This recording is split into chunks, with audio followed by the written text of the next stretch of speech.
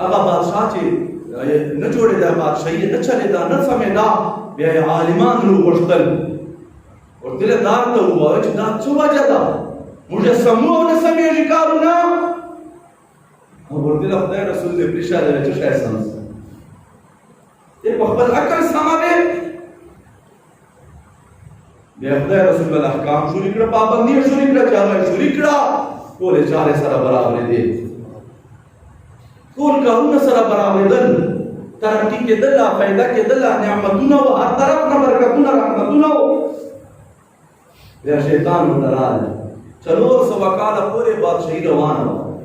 400 سال شیطان ورته راغی ورته یې وویل ځان ته دې سوچ ته ورته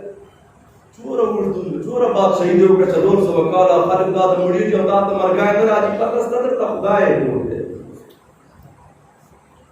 ته خدای یې ورتېله نعوذ بالله دا د خلک مړېږي او دا د مرګای نه راځي خو خدای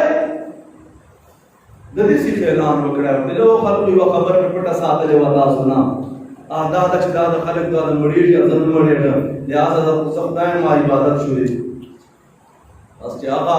لارې بدلوله بیا لارې نه عذابونه بیا رب ذوالجلال دور نبي ته وحي وکړه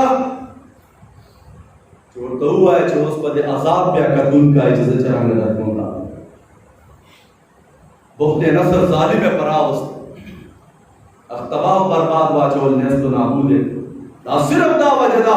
چې تا ما حالات مې درته سم کړي وو دې وجې نه چې د ما احکامو پابندي کېدله